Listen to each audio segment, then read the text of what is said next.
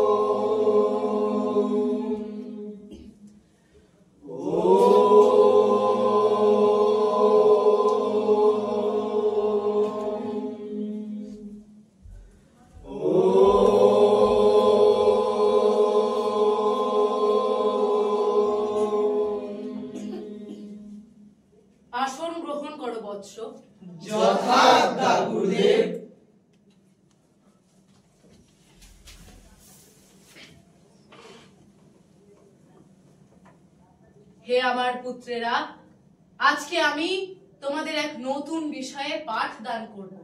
তা হলো পঞ্চম বেদ। মুনিবর, ঋক, সাম, যজু ও অথর্ব এই 4 প্রকার বেদের নাম আমরা সকলে শুনেছি, পাঠ গ্রহণও করেছি। তবে পঞ্চম বেদ? হ্যাঁ ঋষিবর, এই সম্পর্কে যে কোনো ধারণাই আমাদের নেই। বৎস, এক অভিনব বিদ্যা, এতে অধিকার আছে সমাজের সকল মানুষের।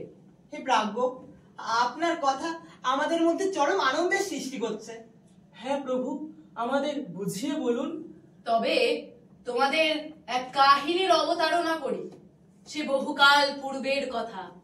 ত্রেতা যুগের সূচনায় ইন্দ্রিয়াসক্ত রাক্ষস, যবন ও শূদ্ররা মিলে শুরু করলো এক ভয়ানক বিশৃঙ্খলা। সমস্ত সমাজ জুড়ে ছড়িয়ে পড়ল অশান্তি। এ বিষয়ে চিন্তিত হলেন স্বয়ং দেবরাজ ইন্দ্র। প্রতিকারের জন্য তিনি আহ্বান জানালেন স্বয়ং ব্রহ্মাকে।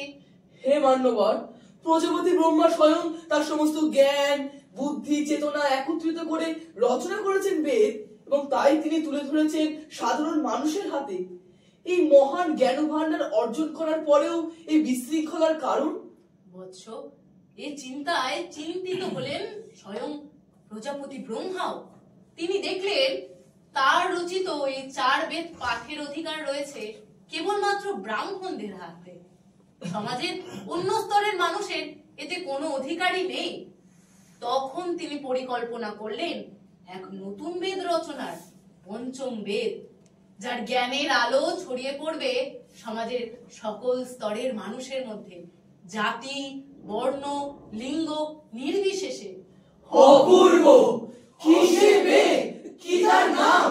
সেই পঞ্চম বেদের নাম হলো নাট্যশাস্ত্র। নাট্যশাস্ত্র? হ্যাঁ বৎস, নাট্যশাস্ত্র। গুরুদেব, এই নাট্যশাস্ত্রের কি এমন বৈশিষ্ট্য আছে যাতে করে এই বাকি 4 বেদ থেকে তাকে স্বতন্ত্র করা যায়?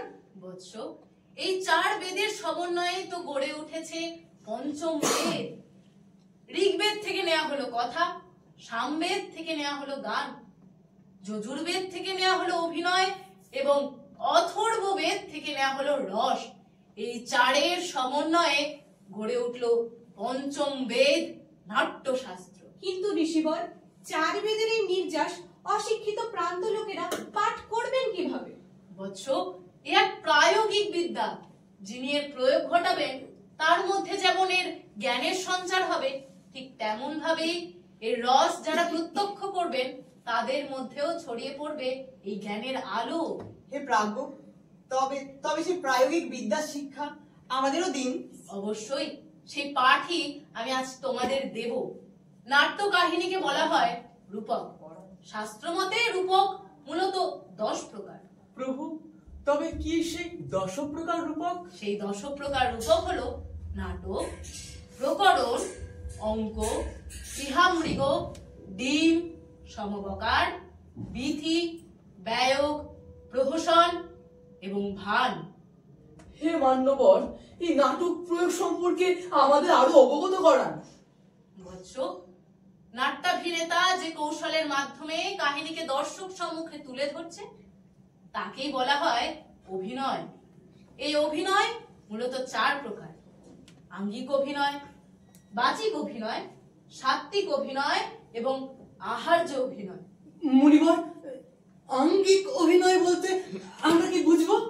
অঙ্গ প্রত্যঙ্গ এবং উপাঙ্গ সঞ্চালনের মাধ্যমে যখন মনের ভাব প্রকাশ করা হয় তখন তাকে বলা হয় আঙ্গিক অভিনয়। হে ঋষিবর, আর বাকি? বাকি সঙ্গীত এবং আবৃত্তি চর্চা অর্থাৎ বাচন ভঙ্গির মাধ্যমে যখন ভাব প্রকাশ করা হয় তখন তাকে বলে বাচিক অভিনয়। হে প্রাজ্ঞ, তবে সাত্ত্বিক অভিনয় বলতে কি বুঝবো? সাত্ত্বিক অভিনয় মনের ভাব এবং আবেগের মাধ্যমে চরিত্রকে যখন সত্য করে তোলা হয় তখন তাকে বলা হয় সাত্ত্বিক অভিনয়। প্রভু, তবে আহার্য অভিনয় বলতে আমরা কি বুঝবো? নাটক উপস্থাপনের জন্য পোশাক সজ্জা, রূপসজ্জা এবং মঞ্চ সজ্জার মতো যে সমস্ত বাহ্যিক জিনিস ব্যবহার করা হয় তাহা সকলেই আহার্য অভিনয়ের অন্তর্ভুক্ত। অপূর্ব, অপূর্ব মুনিবর, এক অদ্ভুত আনন্দের সন্ধান পাচ্ছি এই পঞ্চম বেদের মধ্যে। হে মান্যবর, আর কোন কোন বিষয় অন্তর্ভুক্ত হতে পারে এই পঞ্চম বেদের মধ্যে? বৎস, এমন কোনো বিষয় নেই, এমন কোনো কলা নেই, এমন কোনো যুগ নেই, এমন কোনো কর্ম নেই যা নাট্যকলার মধ্যে পরিলক্ষিত হয় না। অপূর্ব, অপূর্ব মান্যবর, অভূতপূর্ব এই পঞ্চম বেদ। তবে একটি বিষয়ে পাঠ গ্রহণ না করলে অসম্পূর্ণ থেকে যাবে এই অভিনয় কলা। মুনিবর, তাহলে বলুন, বলুন আমাদের কি সেই পাঠ? সেই পাঠ হলো রসতত্ত্ব। রসতত্ত্ব। নাট্যাভিনেতা তার অভিনয়ের মাধ্যমে যদি দর্শক মনে রসের সৃষ্টি না করতে পারে তবে তার অভিনয় যে বৃথা। তবে ঋষিবর, আমাদের এই রস সম্বন্ধে কিছু জানান। নাট্যাভিনেতা তার অভিনয়ের মাধ্যমে দর্শক মনে যে ভাবোদয় ঘটায় তারই স্থায়ী রূপ হলো রস। হে প্রাজ্ঞ, তবে তো ভিন্ন ভিন্ন অভিনয়ের ক্ষেত্রে সৃষ্টি হবে ভিন্ন ভিন্ন রস। অবশ্যই, রস মূলত 8 প্রকার। প্রভু, তবে সেই সম্বন্ধে আমাদের আপনি অবগত করান। বৎস, আদি রস শৃঙ্গার অনুরাগ থেকে যার সৃষ্টি, বীর রস দান সংগ্রাম থেকে যা সৃষ্ট, হাস্যরস হাসি থেকে যার সৃষ্টি, করুণ রস শোক থেকে যার সৃষ্টি, অদ্ভুত রস আশ্চর্য দর্শনের সৃষ্টি, বিভৎস ঘৃণা থেকে যার সৃষ্টি, ভয়ানক ভয় থেকে যার উৎপত্তি এবং সবশেষে রৌদ্র রস ক্রোধ যার কারণ।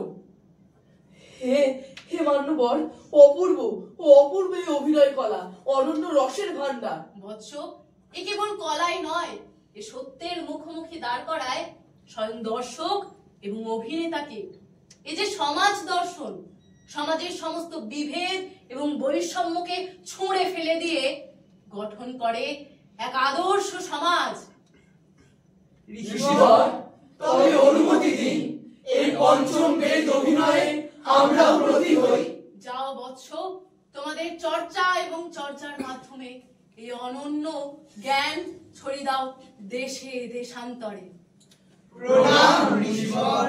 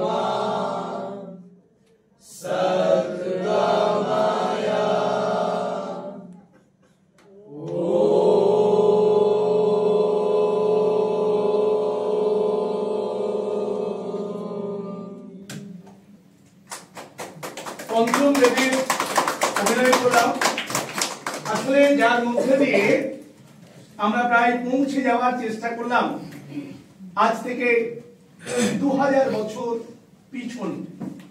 সে কথা আমরা পরে বলছি। তার আগে যারা অভিনয় করলো তাদের সঙ্গে একটু আমরা পরিচয় করিয়ে দিই।